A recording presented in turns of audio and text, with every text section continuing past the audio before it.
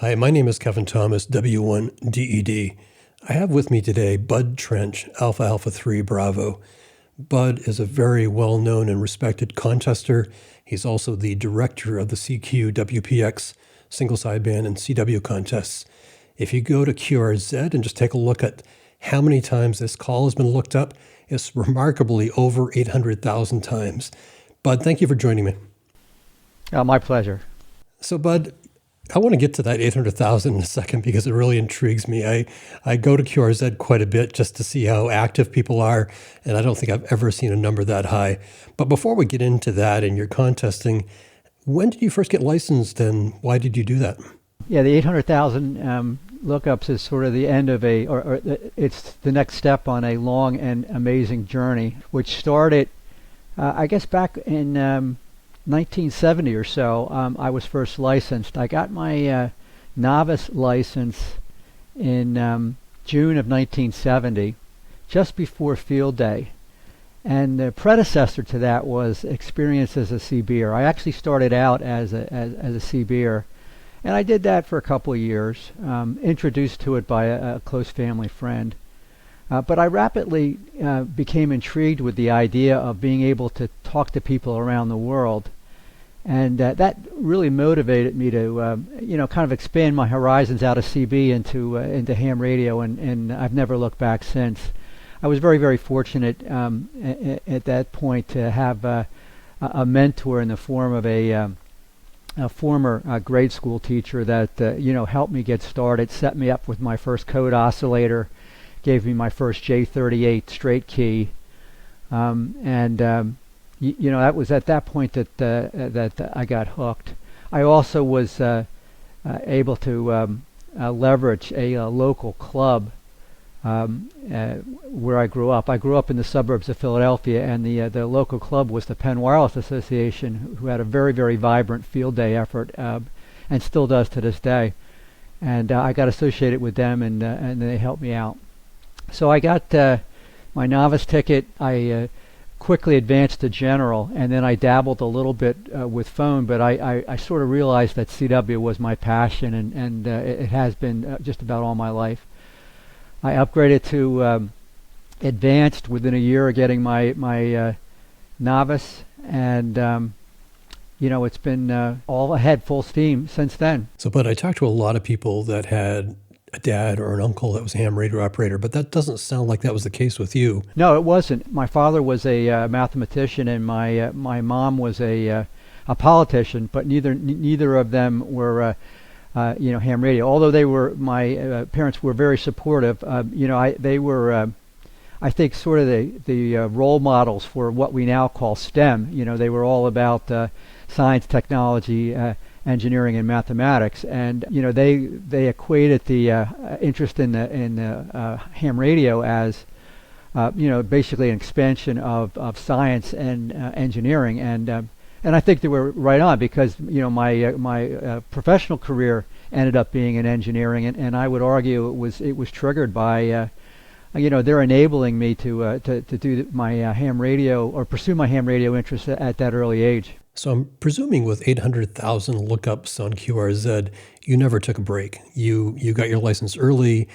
Were you still operating through college and your early adult years? Yeah, I mean, I've been active, my entire life. Certainly, there's been periods of time where I've been more active, but I was always on the air.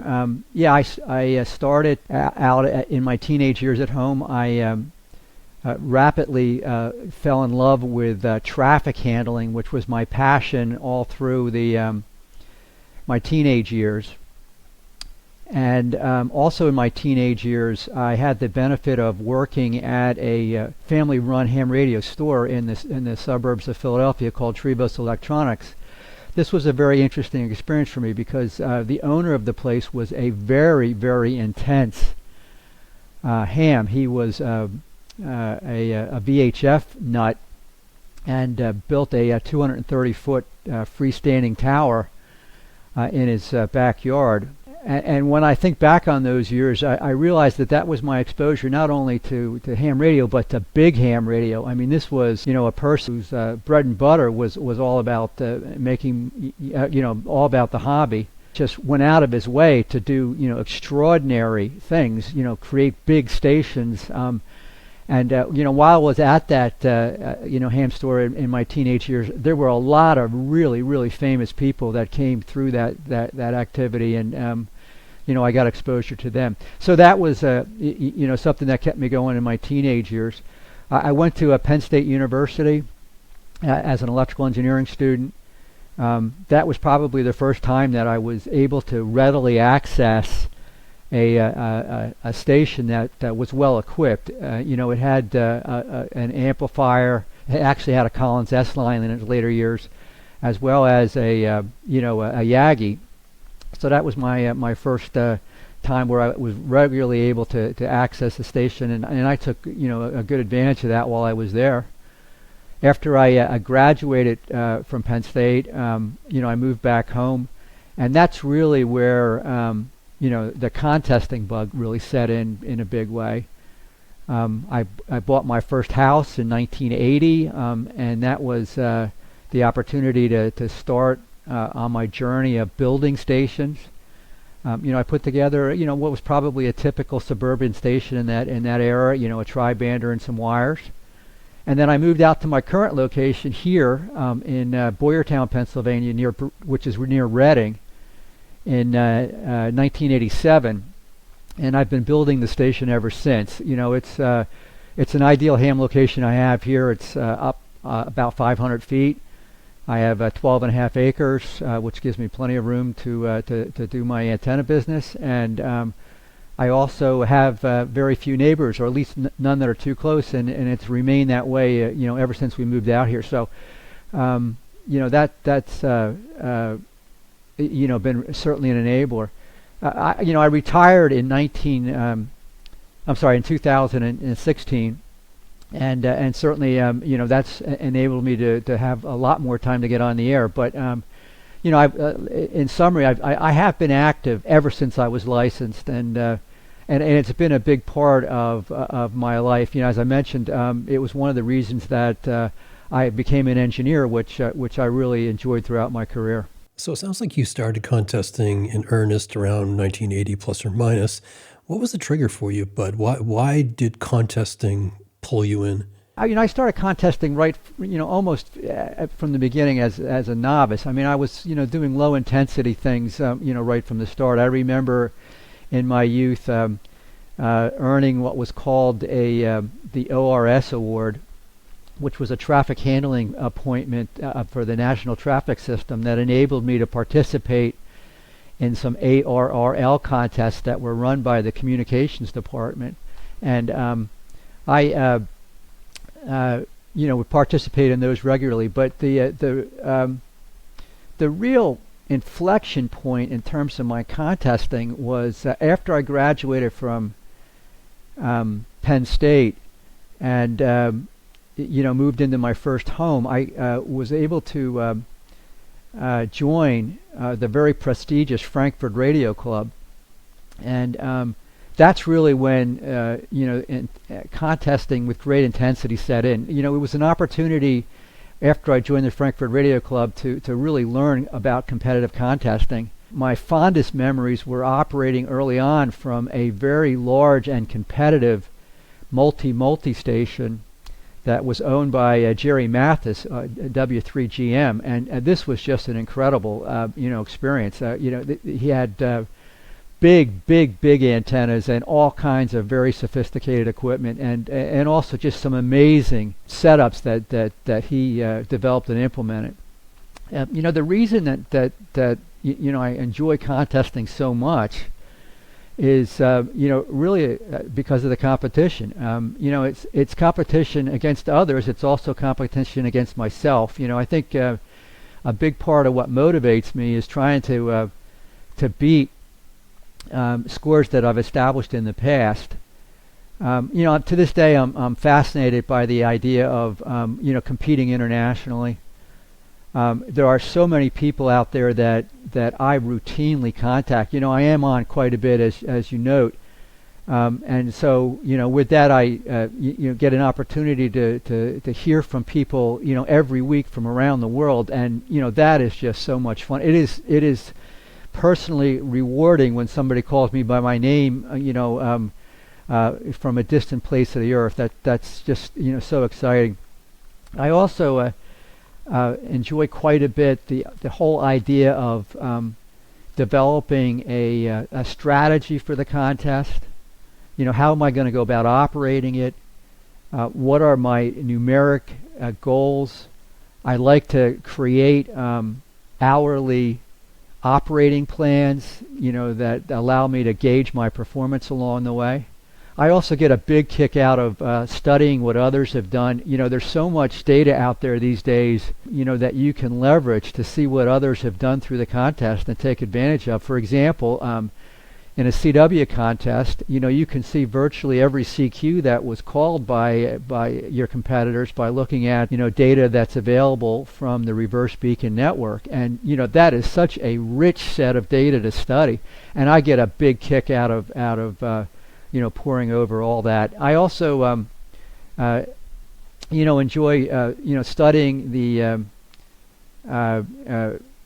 metrics that are in the contest reports. The WWROF databases are just so amazingly rich with data that you can really derive a lot. So I get a big kick out of that. And certainly, I'm motivated by some of the things that you talked about. I see the 800,000. I get a big kick out of that. I look at my LOTW numbers and I see, how many QSOs I've posted. All of that is, things that keep me going. I also enjoy the idea of, evolving, the station. As I said earlier, I bought this place in 1987, and someday it'll be done, but not yet. So I like to, push to constantly be evolving and whatnot. So those were and are the thrills of being a competitor. Well, I love the goal setting, and you may be the only contester that I have seen on social media that actually posts your goal by band, usually days, if not a couple weeks before a contest. And I love that you do that because it shows that planning. How far in advance of a contest do you start planning? When do you start looking at those additional logs, or is it just an ongoing process for you? It depends on the contest, but generally speaking, the big ones, when I say the big ones, I'm talking about CQ Worldwide, the WPXs, ARRLDXs. Those contests I'll start, several weeks out, okay? And the process involves, a couple of major steps. The first is to study the propagation data, okay? I mean, that's really where I begin. I look at what the predictions are for propagation for the event. I also study, again, using the reverse beacon network data, I study the actual observed propagation from near-term contests. For example, I operated the CQ Worldwide RTTY contest a couple of weeks ago, and I used the RBN data from that to help me develop my propagation predictions for the upcoming CQ Worldwide contest, upcoming CQ Worldwide sideband contest that happens at the end of October. So, I start with a study of the propagation information. I also use a what's called the Voice of America Analysis and Coverage Program to predict propagation, and I'll model all that. And then the next major step is to look at what my past performances have been in the particular contest, and look at what other competitors have done. And then I try to set a QSO target for the event. Once I have the QSO target, I have a lot of metrics and whatnot that allow me to pretty quickly develop individual band scores. So that kind of almost becomes mechanical, but the big magic is figuring out what the propagation is going to do, and then figure out what my total QSO target should be. That allows me to generate those tables that I use for the goals. And by the way, I also break that down a little further. I don't publish this on social media, but I also create hourly goals that allow me to track my progress during the contest, and they are very, very helpful to me. It's great when I'm ahead, but the more interesting time is when I'm behind, because it forces me to push harder. And I also, of course, during the contest, watch what others are doing by looking at the online scoreboards, which is just a phenomenal, tool. And that again keeps me, pushing hard. So, but I'm curious. There's a well-known idea of goal setting that you need to make it attainable, but it still needs to be a stretch. So I'm curious how you find that balance, and do you find yourself in most contests hitting those goals? I believe in stretch goals, and I've been a believer of that all my life, and not only in ham radio, but in other professional endeavors. So I think you have to have, something that pushes, and you need, when you create the goal, you need to know at the beginning it's a stretch goal. So if you fall a little bit behind, it's not a reason to to become disillusioned. Okay, I think in most contests, there's an ebb and flow. I think there's times when I get off to a good start and then see some performance degradation, through the course of the event, and then it's all about what do I do to recover that, and that's the power of it. Is when you find yourself slipping behind where you want to be, what is it that you do? What inner energy do you pull on to recover? And I think that's the general case. I publish those goals. I find a lot of times that the bottom line is pretty close, but the actual makeup of the band-by-band performance, or the QSO versus multiplier splits, are different than what I envisioned. But generally speaking, I come in within, I think, an acceptable error band around what the bottom line number should be that was targeted. So as you know, I talk to a lot of contesters, and one of the themes that has come up in many of these conversations is the need to get on and practice. And that brings me to the fact that many contesters focus on the majors and they sort of take a break when the major isn't on for the weekend. That's not the case with you. It seems as though if there's a contest, you're a lot like Randy Thompson, K5ZD. You're in it. Yeah, I try to get in as many contests. I typically do. I'm on just about every weekend into something. Some weekends I'm dedicated full out, but every weekend pretty much I'm on something. And then also during the course of the week, I'm really a believer in these mini contests that started probably in the mid 2010s.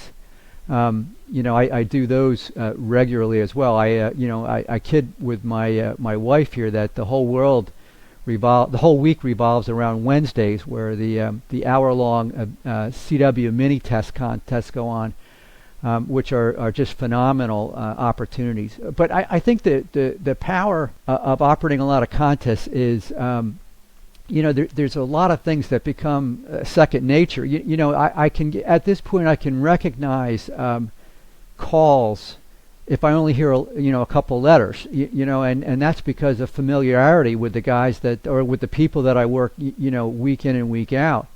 And I think it's the other way around too. I think a lot of people will hear AA or 3B, and they'll know it's me. So there's a benefit just to having your ability to recognize other people's calls and their ability to recognize your calls. So that's certainly a benefit of regular operations. There's a whole bunch of other things that benefit from high participation levels. For example, you get to know what the propagation is doing. You really understand what's open and when. You get to know the state of your station. Okay, it's an opportunity to make sure that everything in your station is working, because there's nothing more frustrating to get into a big 48-hour event and to lose time because you got to go out and fix something. You want to make sure all of that is in the rearview mirror before you ever start. And certainly practicing in these hour-long events or in a state QSO party or something like that gives you the opportunity to make sure that all of the bugs are ironed out, before you seriously compete. And there's also practice. I do this single operator 2 radio operation, which is something that is a lot of fun, but it requires an immense amount of practice to master. I mean, it is not something you can just sit down and pick up in a weekend or two. So, you really have to practice that, and I don't think you can practice it enough, okay? So, I think that's sort of the reason why I operate as frequently as I do. And I love them all. I mean, CW is my passion, but I really enjoy RTTY a lot. I have done a couple of FT8, FT4 contests. And, when push comes to shove, I'll also operate sideband, although it's not my favorite. This all makes sense. Practice makes sense, getting to know the station and propagation. But honestly, how do you keep up the stamina to do that many hours of contesting? It's because I contest a lot. I mean, I think, the stamina comes from, just a lot of time in the chair, so that you are comfortable with long durations of operation. So I think that it's sort of a circular kind of a thing. If you operate a lot, you're able to operate a lot. Sort of my observation. Yeah, the other thing is I'm physically in pretty good shape. I work out every day. In the big contests, I know my limitation. I know that I've got to sleep. I plan on that. When I make my plan, I allow time to sleep both nights. The first night I will, generally sleep for a 90-minute REM cycle. Second night I'll try for one cycle, but I may do a little bit more. I make sure that I'm comfortable. I want to make sure that my ergonomically everything is tuned. I'm very thoughtful about what I eat and I drink, during these events. I came off of caffeine back in 2015, and I've never looked back. And I will tell you, I think that it helps with my stamina. That not, having to go through those caffeines ups and downs. I'm also careful about what I eat. I eat very, very lightly during the events, and all of that helps. But I know that I'll never do a 48-hour event without sleep. I know on the second night of a 48-hour event I'm going to experience some delusions. When they start, I know it's time to take a break. So I'm also respectful of listening to what my body is telling me and reacting to it. Well, I want to underscore this idea of being physically fit because, as I mentioned earlier, you're probably the only contester I know that posts your goals by band before a contest. But you're also absolutely the only contester I know that's posting that you went on a several-mile run. So running is a big part of your regimen. Well, it's actually not a run. I do a fast walk, okay? But I actually do that every day. Every day, I'm very, very rigorous about that. I work out every day unless there's a major contest or some other extraordinary event, like I'm ill or on an airplane all day. But I for all of my adult life have I shouldn't say all of my adult life, but for a lot of my adult life, I've been passionate about physical fitness. I currently am doing a regime where I either walk outside or walk on a treadmill, and I'll do a little bit over 9 miles a day. So that's quite a commitment. But I'll take advantage of that time. Sometimes when I'm on the treadmill, I'll be operating FT8. That helps me pass the time.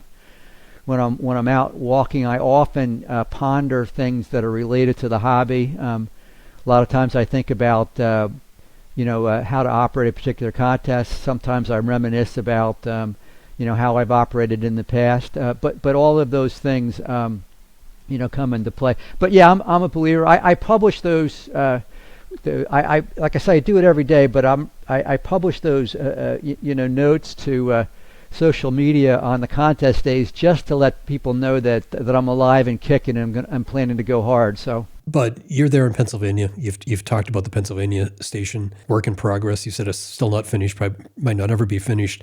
But you also contest from the Caribbean. Tell me about that. What got you started doing that, and where do you go? The Caribbean is just a phenomenal place to operate from. I mean, there's just nothing like being on the receiving end of a pileup, because you're a unique or very rare multiplier in a major contest. I mean, it's just an incredible that the pileups persist for hours. The whole world is chasing you. It's just an incredible thing.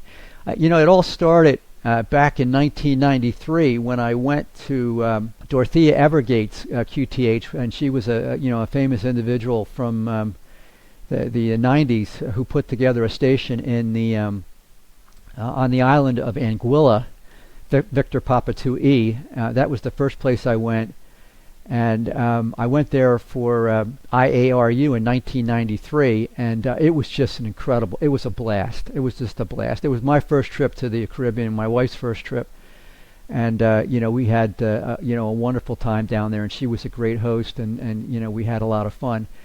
I next went to another famous Caribbean location in Turks and Caicos that was owned by Jody, Victor Papa 5 Juliet Mike, and I operated there for a WPX, and that was again an amazing event. The sort of defining event was going to Antigua for the first time, and I went to Antigua for the first time in 1998.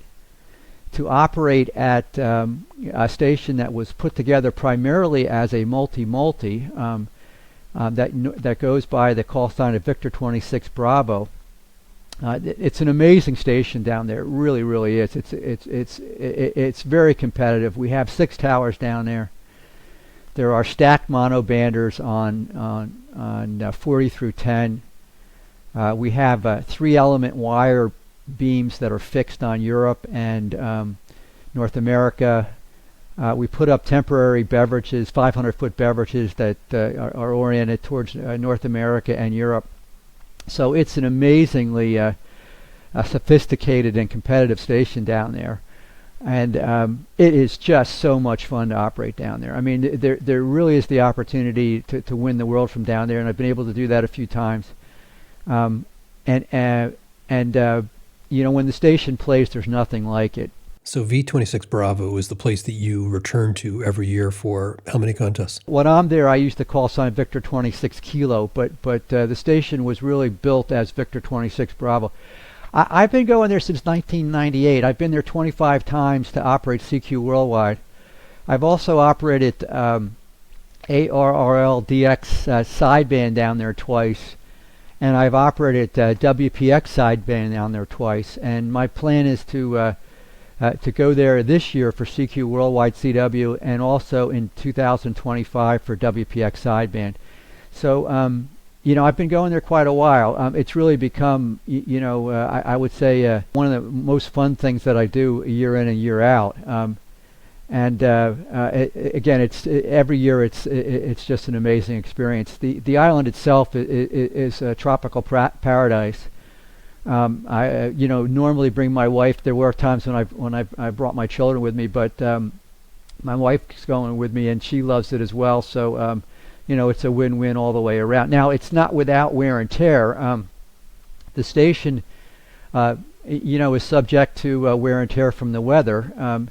The station's getting old, so we have found it necessary or not necessary, we find it beneficial to go down there and do maintenance on the station. So November 3 Oscar Charlie and myself have been going down in September for the last, 5 or 7 years, actually longer than that, probably 10 years now, to do maintenance on the station so that it's ready to go for CQ Worldwide, which is really what we both are after. N3OC puts together a team of people that operate the V26B multi-op station for CQ Worldwide sideband, and then of course I go down there for a low power effort in the CQ Worldwide CW contest. So, Bud, you've mentioned we a couple times, and N3OC is the call sign you just mentioned as part of that. Who owns the station, and who are the rest of the we? The station it is owned by a person that lives in Florida. Her name is Pansy Carty, but the history of the station is it was owned by a gentleman named Roy Carty, V21 November. He put it together with help from Brian and others. Unfortunately, Roy passed away several years ago, and the station went to his widow, Pansy, who lives in Florida these days. So there's nobody there anymore, and that's part of the challenge that we face, is that because the station is uninhabited, you never know what to expect when you get there. You never know. Certainly weather plays a factor, and there's other things that come into play. There's people that come in and borrow stuff that sometimes we get back, sometimes we don't. There's things like that go on. But the we in this case is really primarily myself and Brian then puts together a team of operators that man the V26 Bravo activity. That varies year to year, but it's generally made up of people from the Potomac Valley Radio Club as well as the Frankfort Radio Club, and so those are the major players. So, Bud, you'd mentioned that you got to start with you get some exposure to contesting through a multi-effort, but I think you do primarily single operating now. Yeah, the only multi-operating I've done, probably since the early 90s has been in WRTC. Or preparing for WRTC. Sometimes I've done a couple of warm-up sessions, but yeah, I'm a single operator.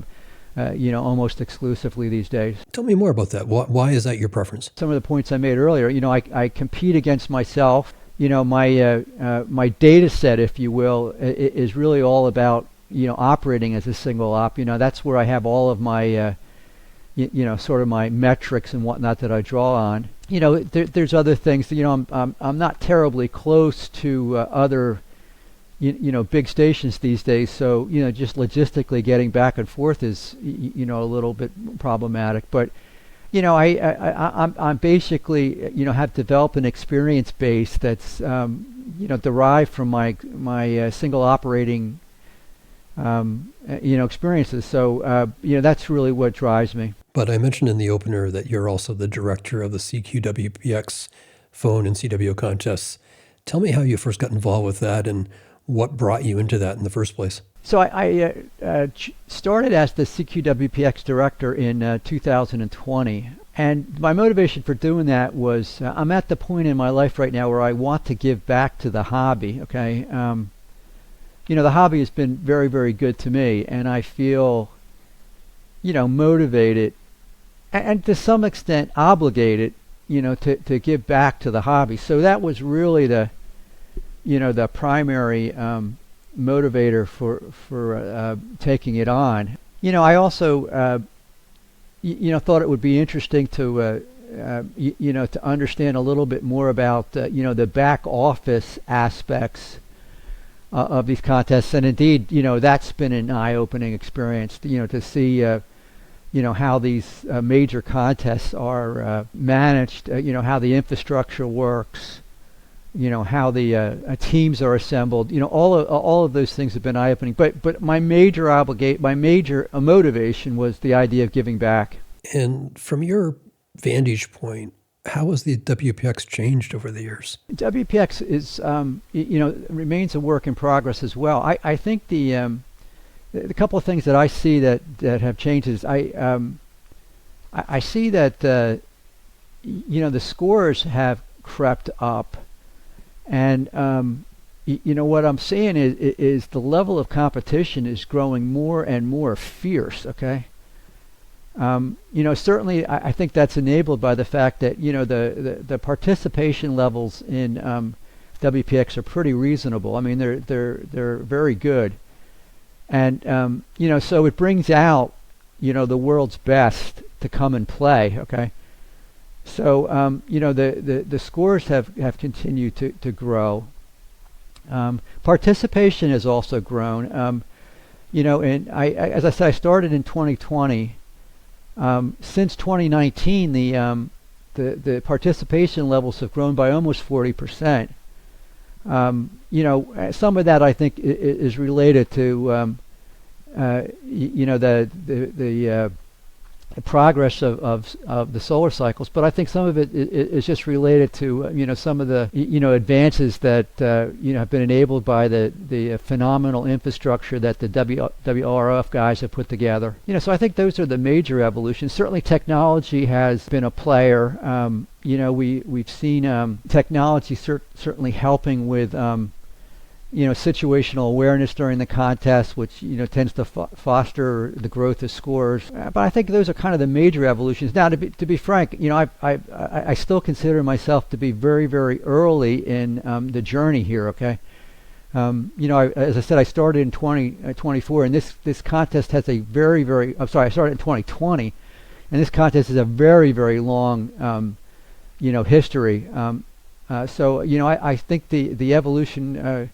It'll be interesting to see where we go next. Well, where would you like to see contesting in general go? Obviously, you're not only a practitioner, but you spend a lot of time thinking about the hobby and thinking about contesting.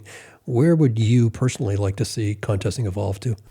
Well, it's a really interesting question. First off, I'm a not an early adopter. I'm really kind of I'm a guy that sort of watches for a while and convinces myself that stuff is going to catch on. But I think there's some things out there that are going to profoundly, affect contesting and ham radio in general. By the way, the first thing that I see is that, certainly I think because of things like aging and cost and technology, it's going to kind of, change the ability of people to build. Really big killer stations. I wonder how many more of those are going to get built over the years. What I do see happening sort of is a growing sort of what I call collaborative creation of remotely operated stations. I see, and certainly there's nothing new about remoting. It's been around for a couple of years, but what I'm starting to see more and more of is people, shutting down their big homegrown station and latching on to, these collaboratively built, remotely operated stations. And I think a lot more of that's coming. I find myself pondering it as well. When it's my time to move out of this QTH, I'm sure I'm going to be highly motivated to find a respectable, remotely controlled station I can operate from, and I think a lot of people are thinking that way. So I think that'll be a major trend. By the way, I think with that also will come what I hope is, some kind of thoughtful governance about how those remotely operated stations are accessed and how they're used. To some extent, I think we really need to have some of our big thinkers, kind of establish some norms about how these stations should be used, who should be operating them, how they're operated, how do you verify that those stations are being used in a way that you're proud of. Those are things that I think that we as a community have to come to grips with and pin down. But could you put a finer point on that? What do you mean by how they're used, who uses them? I just want to make sure that, the people that use them are authorized to use them, that they're appropriately licensed to use them, that when they're using them in a way that, is consistent with ham radio spirit, that they're they're honest about where the stations are being operated from and or where they claim to be. I want to make sure that that the stations aren't being used to create deliberate interference, things of those nature. So that kind of governance, I think is something that the community needs to put some of their best and brightest to go after. Okay. I want to step back a little bit from contesting and ask you a broader question. Sure. Where do you think ham radio in general goes from here? As I mentioned earlier, I think that you're going to see demographics and technology play in. I think what I'm seeing in terms of just my day in and day out operations is that certainly the digital modes have been a huge game changer, and I think they will continue to be something that will really shape our paths forward. I think that I also am very excited about what I think will be the ability to integrate a lot of very interesting systems to allow us as DXers and as contesters to increase our situational awareness. I think someday in the future, we're going to solve the problem of not having the equivalent of the reverse beacon network for sideband operations. I think somebody out there is going to figure out how to give us a voice, the equivalent of a voice skimmer, and that will be a game changer and will profoundly change the way that we do DXing and contesting. I also see, in the future, integrated systems that pull together things like, PSK reporter, data, reverse beacon network data, atmospheric sounders, information from satellites observing solar, phenomenon, with the idea of pulling all that together into an integrated picture, that lets you know what is going on, so you can make informed real-time decisions about what to do and what to chase. I also think as a contester, you could integrate that kind of situational awareness with some of these amazing score databases that are out there to understand how you're doing against your competitors. There's a new initiative now to develop what will be real-time contest scoring online. And again, when all of that comes together, it's going to create an integrated picture of the environment that's going to be eye-watering.